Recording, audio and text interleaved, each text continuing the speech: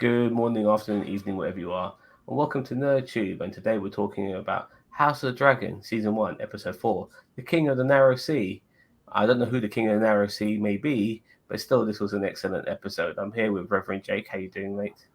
Doing great. It's funny that opening has never been more true than today. You can see darkness behind you and daylight behind me. Sorry, I thought that was odd. No, it was like 12, half past 12 in the afternoon. Huh? Yeah, 12 in the afternoon right now. Yeah, 8:30 in the evening for me. But it's not late, but yeah, it is dark, and with the days now getting shorter. I mean, Yeah. a few months ago it would still be sunlight out there. So, but anyway, how you been? You been okay? Yeah, no, I'm doing great. Yeah, I finally got to catch up with Hot D last night. I was back by an episode and a half, and so I'm all caught up with that now. And I tell you, the show is deserving that name. And I don't know if I'm ever going to stop calling it that now.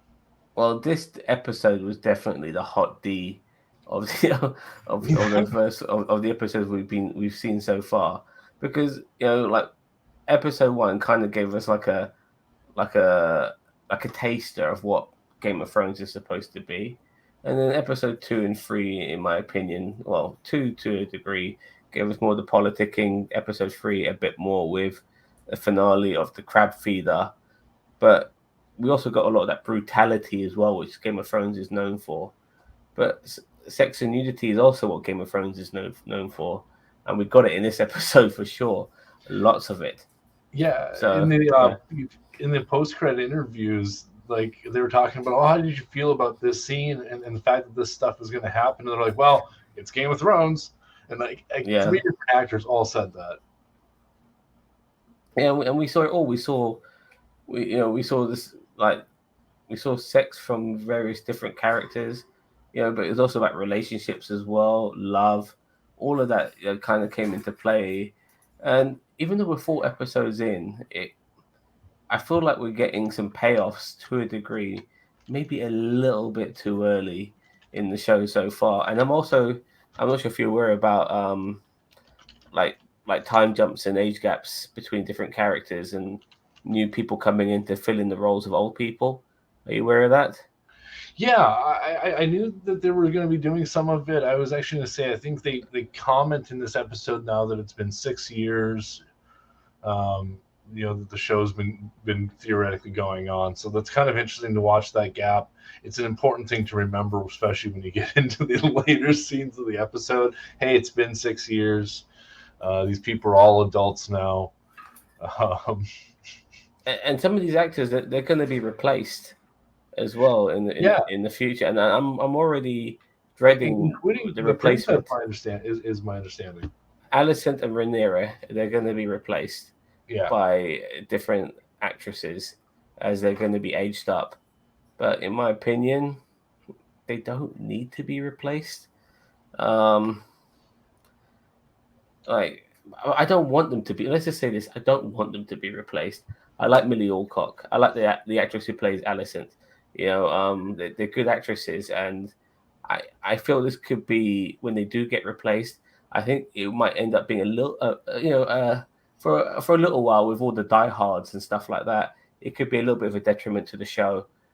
With people saying, "Oh, bring back Millie" and all that sort of shit, starting campaign. How the fucking internet is, So I can already foresee that in the future, but that hasn't happened yet. But I think it will soon. I don't know, man. I'm not too worried about it because they came in with the plan to replace him. This was all part of their plan, and their plan has been going well so far, which is amazing for a Game of Thrones show. Anyone who doesn't know, I hate everything after season one. After season one, Really? yeah, of the original show. After one, it's all downhill. And even Did you one, I've watch it got all some though? You issues. watched it all, yeah? Huh? You watched the whole of the Oh, eight God, yeah, of seasons. course. Yeah, no, I watched it all. I mean, it was I'm a glutton for punishment when it comes to media, man. And so I had to just hate watch it, and every moment of it, I felt my soul pulling away from my body. It was, it was like imagine when you were a kid, that birthday present that you always wanted. It was like that, except for it was the terrible nightmare version of it. I just want the rest of the books. And instead, all I got was this terrible, terrible version. I feel bad for anyone whose first experience is the Red Wedding on the show because they can never read the books and see how amazing it is. Let alone, oh my God, Theon Greyjoy as Reek. That was so poorly executed in the show and so Really? redone in the books. And I feel bad for people. That's all there is to it. Anyways, my hating on the original season aside, I haven't read this book. I own it, haven't read it. But I'm loving the fuck out of it. Matt Smith is fucking genius. The I just chick, want to quickly say, she's great. Sorry, go ahead. regarding the original Game of Thrones, for me, it was after season 6, like with the hold the door, hold door, all of that. I thought that was right ingenious. Like that's a 6 season payoff. That's why he kept going Hodor all the time. And how they explained that, and he gave up. He knew his life was going to end. He already foresaw his death as a child. And, and that's why he was always like a bit timid and scared and stuff like that, because he always knew he was going to die. And brilliant, absolutely. But after that, it became shit. So. But yeah, that's just my opinion on that. And it was a very good show. I think, obviously, what initially brought people on board was having Sean Bean die in the first season. Like, wow, we're having the main character killed off already. Like that was unheard of. I kept thinking, any minute now, somebody's going to save the day and stop him from getting his head chopped off. Nope. I mean, and no revenge for Rob Stark either. No revenge. Red Wedding happened and all of that. It's just like, wow, we really are rewriting the rules of storytelling here. So I thoroughly enjoyed it up till season 6. But look, we're going on a bit of a tangent here. I'm going to get back on course. So I've only seen it. Usually I get to talk about the episode in detail, do some play-by-play, but I've only seen the episode once. So I can give you basically what I remembered. And I did like the beginning of this episode. I think we've already had another 1-year time jump. And Rhaenyra's she's getting courted off. You've got all these suitors coming along. I didn't really figure it out at first until she took the piss out of the first guy, who apparently is old enough to remember her great grandmother. So, yeah. And then, like, she one extreme to the other, we get this young lad coming in, and the guy who took the piss out of him was, he called him a cunt and stuff like that. He was from a rival house, which is why they pulled out the swords and stuff. And yeah, he killed him afterwards as well, that young lad. I love that so much. Yeah, you always hear those two fighting in the books, and all of a sudden you're like, oh, cool, they're going to do it. Oh, man, that little 14-year-old boy just killed that other one. Holy cow. Yeah. And, yeah. And yeah, so, okay, that was pretty cool. Pretty funny, showing, like, death and murder and all of that sort of stuff in a humorous way. Was she at Dragonstone when all this happened? I think she was, because she was on the boat sailing back to King's Landing. Well, she was on a tour, so I think she might have actually been locally in their village at that time or nearby. I say Dragonstone because Daemon wasn't at Dragonstone. He was at the Stepstones, fighting the crab feeder. So yeah, so I don't think anyone was sailing that direction, but she ended up going back, and obviously Daemon was coming back at the same time and fucked with her a little bit by getting his dragon to fly into his ship. But we see Daemon Targaryen, and he's back. He's got a brand new fucking haircut, and he's basically kind of asking the king for forgiveness, but also saying to him, "Look, I conquered the Stepstones for you. And crab feeder's out of the way." But then we now have a new sort of enemy in a fellow Valyrian, in Corlys Valyrian, who wasn't in this episode today, but he's now known as the Sea Snake. So like they're going on about the Sea Snake. Oh, it's Corlys Valyrian. Okay, he's the Sea Snake now, and he's I can remember from hearing in this episode is that he's making allies with people in Essos, like with one of the three kingdoms. Like he's trying to marry off his son or his daughter to a I think it's his daughter, because obviously Viserys rejected his daughter, so now he's making his daughter marry one of the leaders of the children of the leaders of the three kingdoms, which means that he have an alliance with them. which could obviously put Viserys' house in jeopardy as well. But so that was interesting. Nothing's really come from that. It's just been a little gossip amongst the Targaryens and their council. But I'm sure that will pan out from next week. And what else was in this episode? Yeah, so we got Rhaenyra. She's staying in a room, and then there's a scene that kind of reminds me of Indiana Jones in the Temple of Doom. She gets a map, and she finds out there's a secret door in her bedroom, something she has never known before.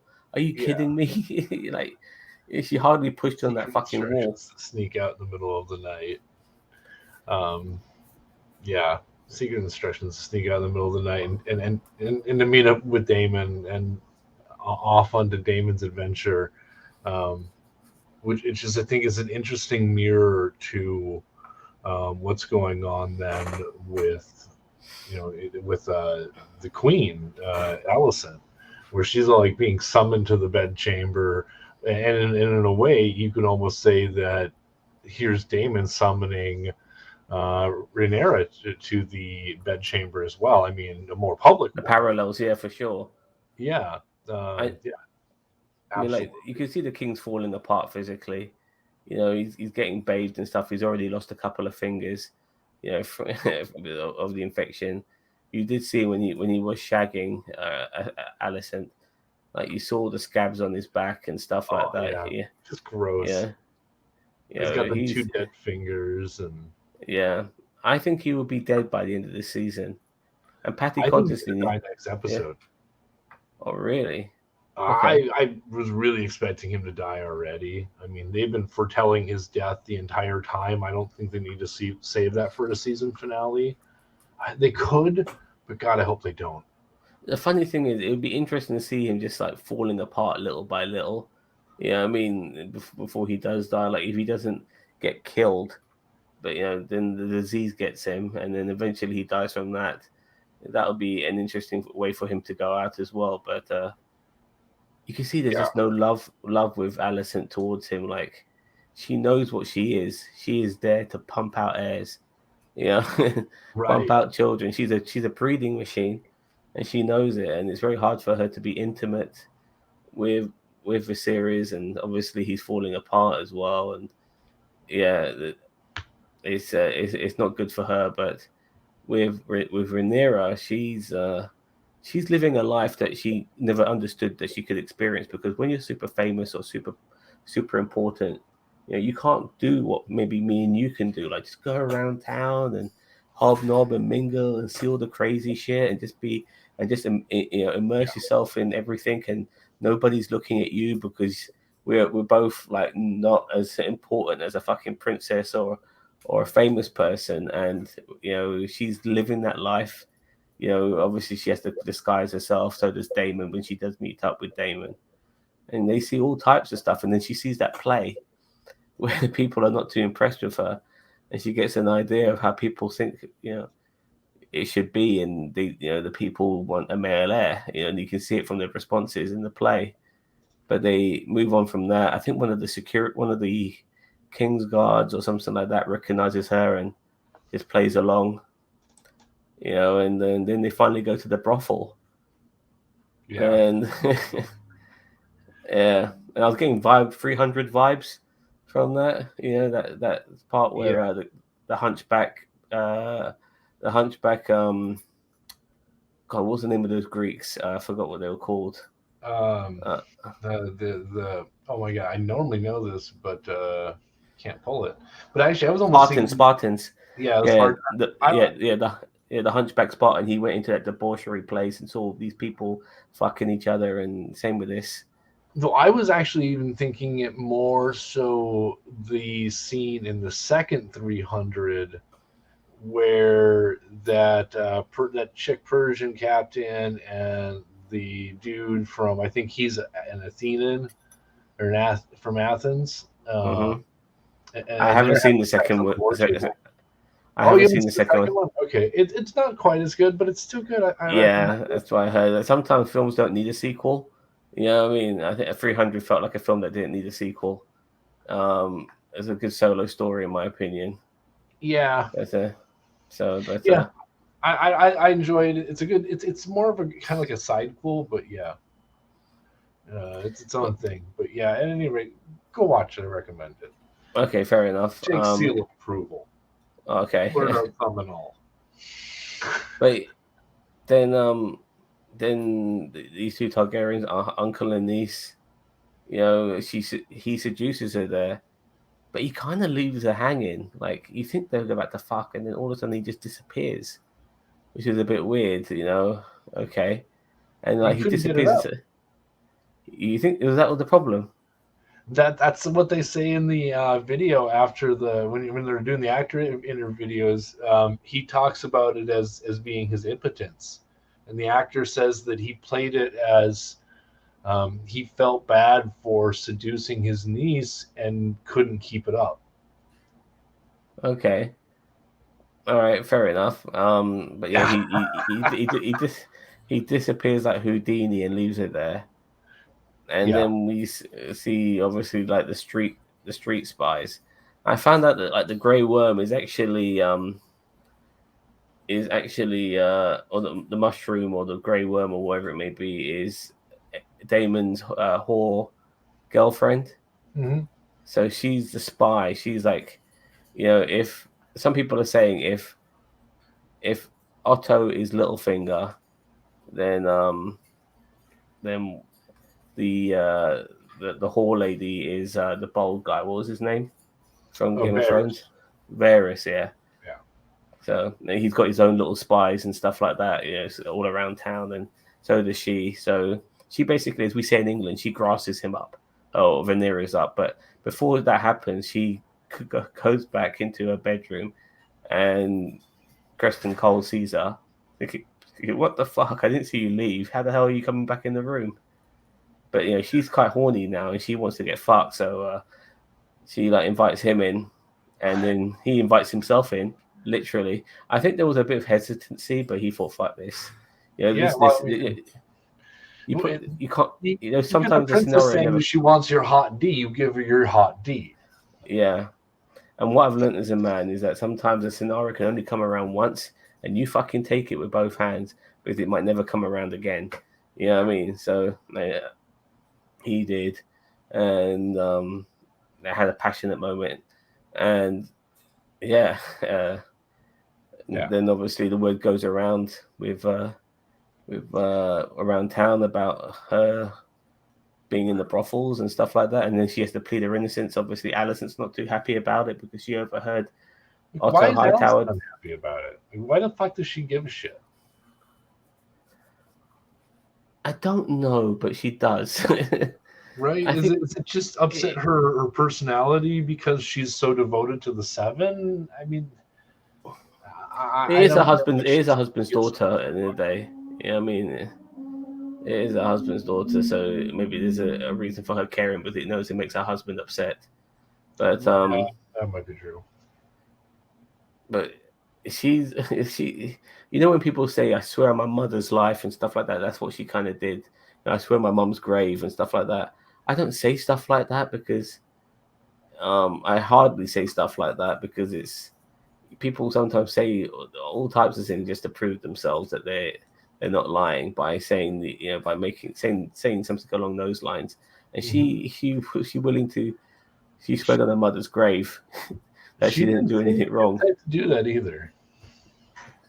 Well, she's trying to save face as well because in this world, even if you're a woman, a powerful woman, you're still a woman in the day. And in this world, Yeah. women only have so much leverage.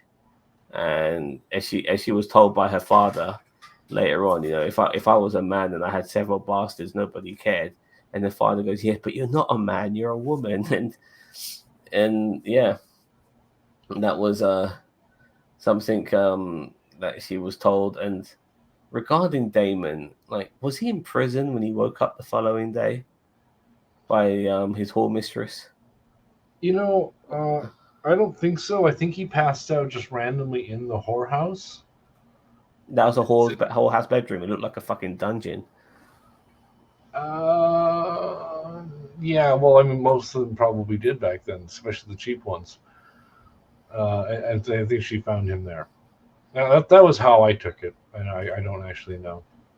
We're gonna have to keep an eye out for her because this lady, I think, there's more to her than meets the eye, and she's very ambitious, in my opinion, and she's very intelligent as well.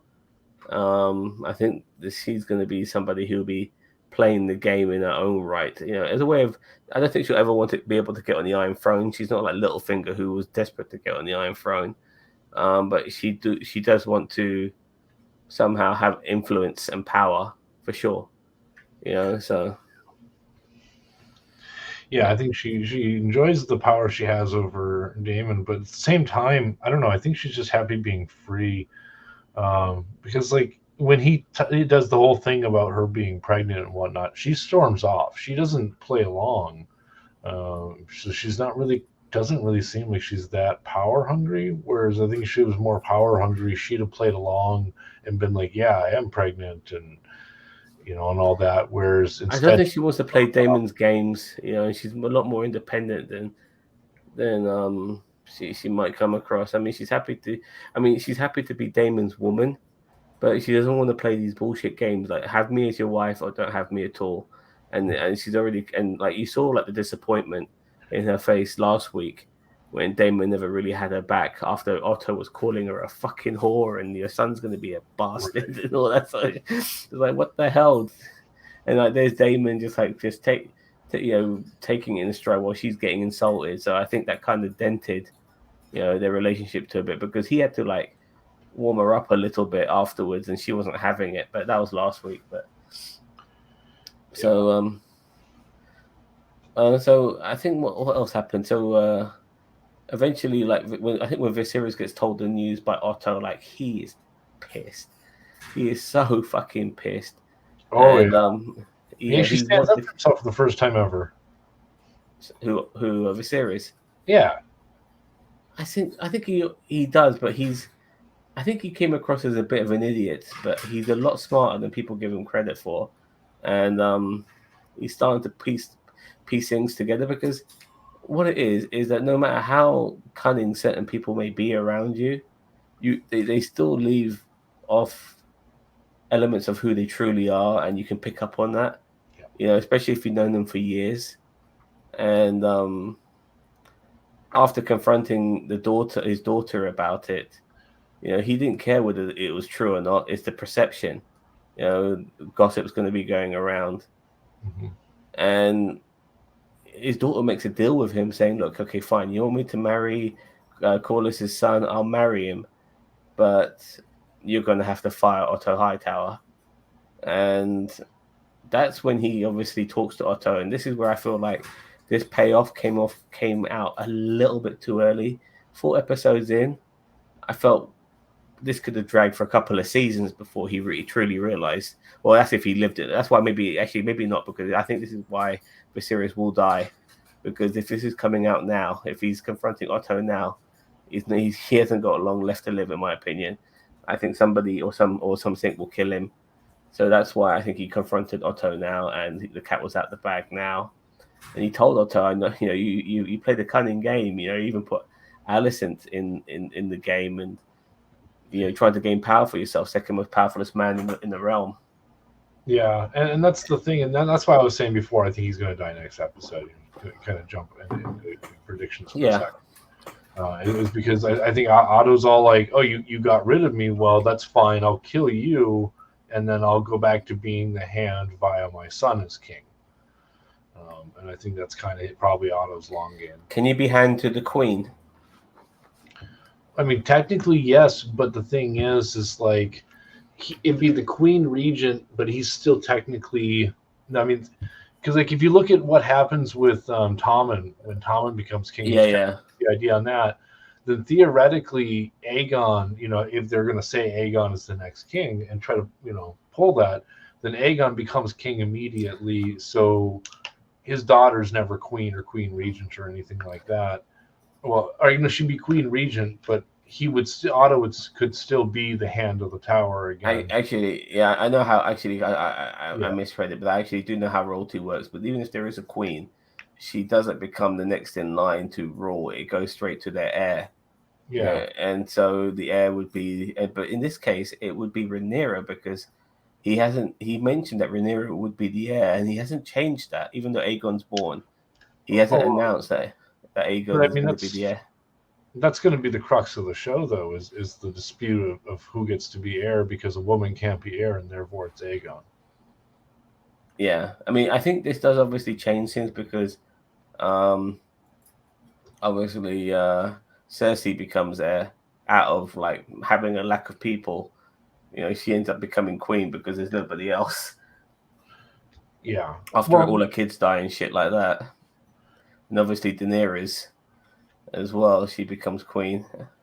And what's her face? The Stark girl, not the ginger one, the taller one, the elder sister. yeah. She becomes like ruler of the North, so to speak, as well. So, but Yeah, that's I don't count that as but I canon. think this, but I think some of this, all of that kind of sets this like the events of this show kind of sets the precedent for what was acceptable in the Game of Thrones series. So we'll see how that pans out. But this is where I feel like at the moment we haven't actually had the Game of Thrones. Viserys is king. Everyone accepts that. Nobody's trying to take over his role. But once he does die, boom. I mean, shit's gonna hit the fan. And it's interesting as well regarding Rhaenyra as well because she seems to, if she does marry Corlys Valerian, then she's married to him, but she's got something with her uncle. She's fucked Crescent Cole. You know what I mean? So there's a whole bunch of things going on there too. So it's going to be interesting to see how all of this pans out. I am expecting certain people of significance to start dying soon because that's Game of Thrones. But yeah, excellent episode. I really, really enjoyed this episode. This is like, I'm actually shocked how good this show is because I was very, very hesitant on this. I thought the Game of Thrones ship had sailed and we're done. We're never gonna get it as good as we once did. But this show has come out swinging. It really has, and it's giving us everything that we liked about Game of Thrones. What we really like, because honestly, the White Walkers thing was just a stupid caveat that turned a show about intrigue and espionage and skullduggery into a fucking action zombie flick. And it never really needed that. It was always there, in the background, but once it started coming into the foreground, I felt it was unnecessary. Just the politicking is just way more interesting, way more fun. You know what I mean? And this show's having that, and I love it. I absolutely love it. So it's going to be interesting to see where we go in the future. How about yourself? Um, yeah, I mean, really, like I said, I hate Game of Thrones, but for very different reasons than you. I think the White Walkers in that story is supposed to be the integral story of that, and the politicking is supposed to be kind of a backstory and set up to why things are so terrible when the White Walkers come. And I think instead the TV show decided to instead focus on whores and bad politicking. I don't think they did a lot of the politicking very good in that show. What they did do good is the stuff that they were able to correctly lift from the page of Martin. So I came into this also expecting that this would suck because I know there's less source material. But really, it's been fantastic. Matt Smith knocks it out of the park every time. Rhaenyra is great. I Viserys think Paddy is Constantine, for so me, the actor who plays Viserys, for me, he's the one knocking it out the park. Because yeah, I think initially people were kind of skeptical on him in the first episode, but I think like the different sort of characteristics he's been showing, and the pressure he's under, and the fact that he's falling apart, and all of that. Um, he's been brilliant. yeah. He really had. Actually, I forgot to mention the fact that he had his talk with Otto Hightower, and once him and Otto, like he just told Otto everything. He played me, he brought in Alicent, he takes the badge off him, you know what I mean, and then tells him to fuck off. And we don't know what's going to happen with him next week as well. But that scene was fantastic. That really was a great scene, you know. It really was, and that's kind of like what I said. This series is really great, So it's kind of my final thought on the show. I really think that it's knocking it out of the park, and it's everything we want it to be. I'm not sure what it's going to do for longevity, because I do know in general what the story is about.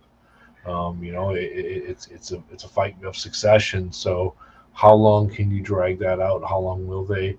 That was one of the things, is that a lot of shows screw up. Is how long should they drag out the story? And so we'll see what they do. But right now it's really good. And like I said, I'm really thinking of going into predictions and whatnot, that dude's gonna die next season or next episode.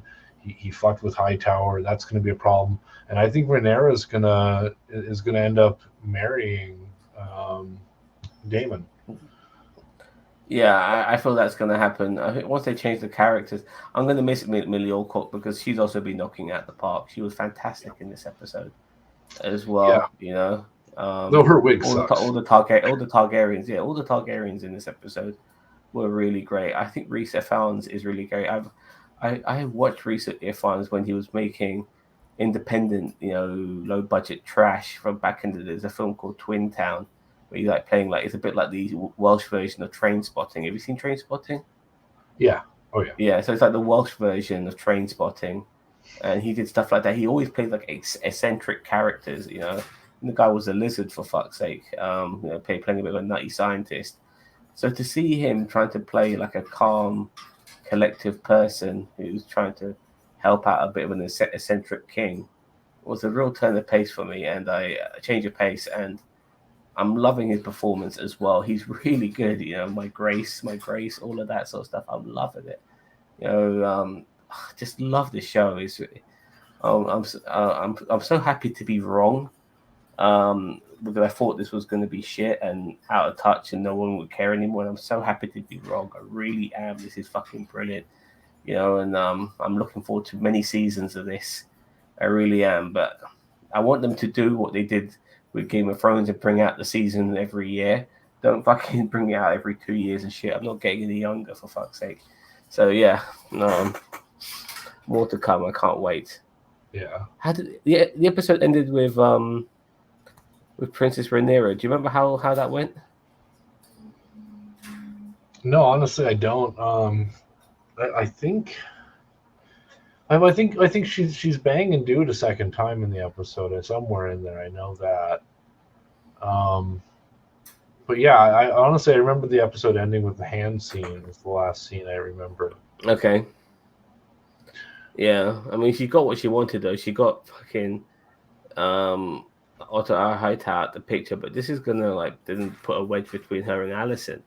And Alicent is still the queen, but I think the king is not going to care about Alicent. He might divorce her or whatever as well, once he gets his heirs out of her. Yeah. So it's going to be interesting.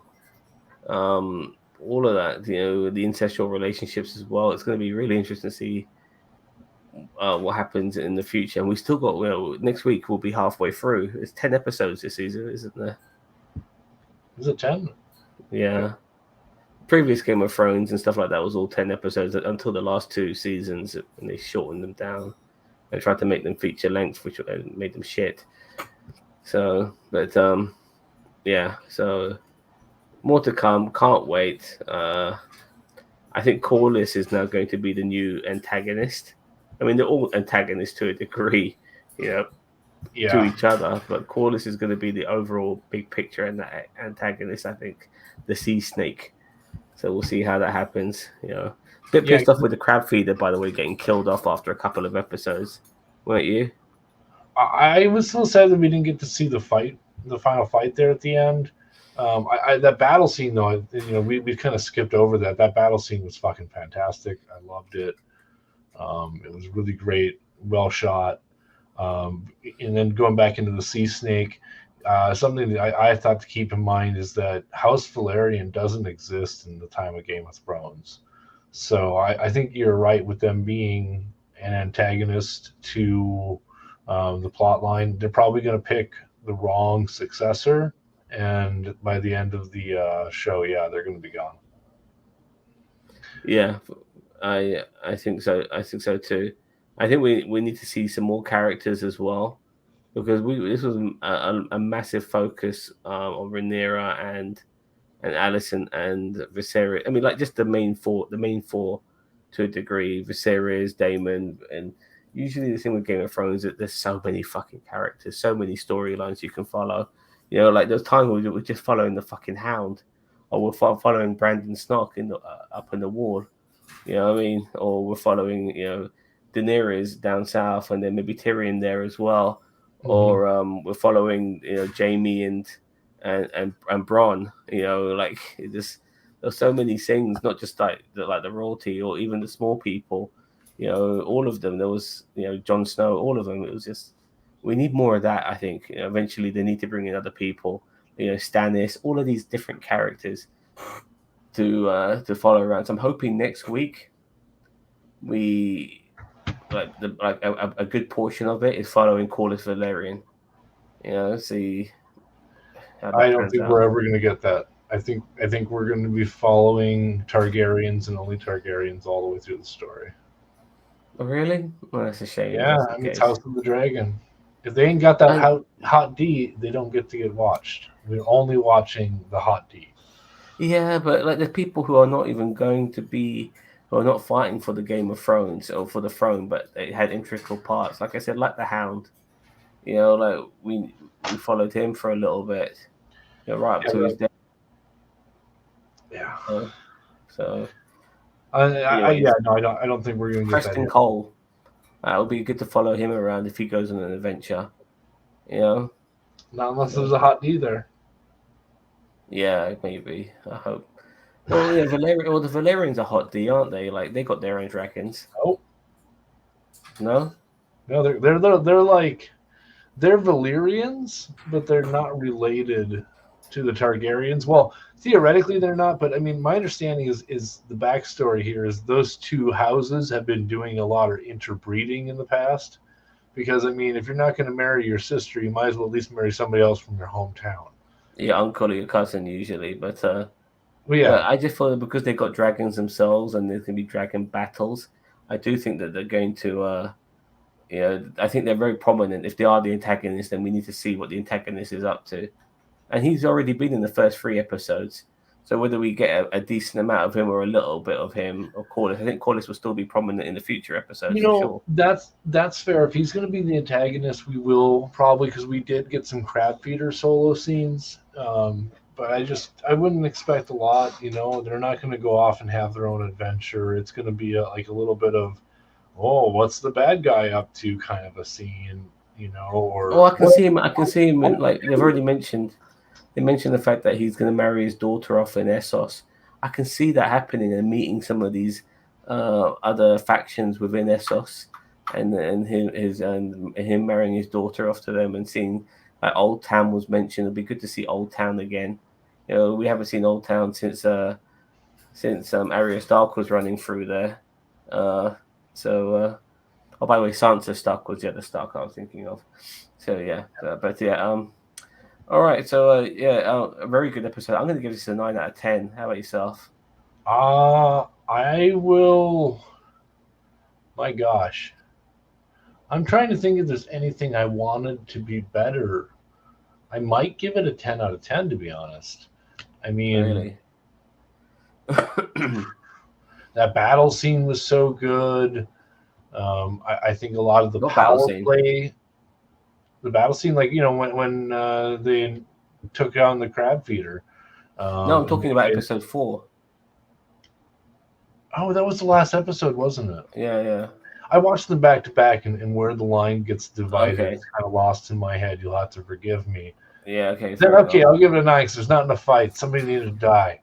Well, there was no sex in the previous episode. We got that, one for the other. Usually we either get brutal violence or brutal sex. You know, as long as we get something, you know, that makes it Game of Thrones. So I was happy with that, and it was set with a purpose. It wasn't for the sake of it. Like, there's nothing worse than shock horror for the sake of shock horror. Yeah. But if there's a purpose behind it, I'm totally fine with it. And there was a purpose behind it, so I'm happy with it. Yeah, I mean, like, I have no problem with nudity, by the way, generally. But if it's done correctly, then it's even better. Let's just say it like that. All right. Anything more to add before we wrap this up? No, I don't think so. Like I said, I'm excited to see where this continues to go. My final thought would be: I think that if the show does successful and they're able to keep it going, I think it'd be interesting to just continue to do the lineage where they keep jumping years like this and hiring new actors and actresses and aging them, and keep jumping the lineage all the way down until you eventually reach Game of Thrones, and then have the last King. season end with the Baratheons killing him. Interesting. Okay. That would be the end of the house. It wasn't the Baratheons. It was the Lannisters. It was Jaime Lannister. He was known as the Kingslayer. And I suppose he was the King's Guard. I was thinking of Baratheon who killed the eldest Targaryen son. Yeah. He killed Aegon Targaryen, another Aegon, who ended up being Jon Snow's real life father. I don't think his name was Aegon, but yeah. I think that was his name. But regardless, Ned Stark was never his dad. It was his son. It was his uncle. So, yeah. All right. So, yeah, great stuff. So what we got coming up this week is we have Star Trek Lower Decks. We have She-Hulk, Lord of the Rings as well. And anything else we can think of between now and then. I was supposed to do Cobra Kai. I haven't done that yet. I'll try and get that out. Have you been watching Cobra Kai by any chance? I have not watched any of it. Oh, it's fantastic. It really is. I highly, highly recommend it. If you've seen the first 4 Karate Kid movies, and fuck that Jaden Smith film, who gives a shit about that? That's an insult to people's intelligence to have a film about Kung Fu and calling it the Karate Kid. Oh my God, somebody else. Yes. I've been saying that forever. Nobody else has been saying that? I've never heard anyone else say that other than me, but yeah, it pisses me off to no fucking degree. I lived in Japan. I love Japan. The idea it's the most stupidest, insulting thing. To it and not fucking. I don't understand how Jackie Chan can be fucking part of that. How could he be like, this is an insult to my money? Money. All right, sorry. Yeah, exactly. You just triggered me, man. Yeah, exactly. So I hope he never shows up, but.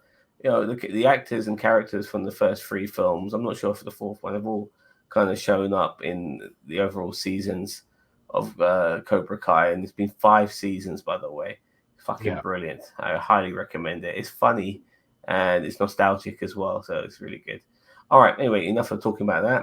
House of Dragon, episode 4. We're done with that. Thank you very much for watching. Have a nice day. We'll see you guys later, and keep an eye out for NerdTube, the greatest YouTube channel you never heard of. And if it's the first time watching this, click that notification button so you can see us for more. Take care. Bye-bye.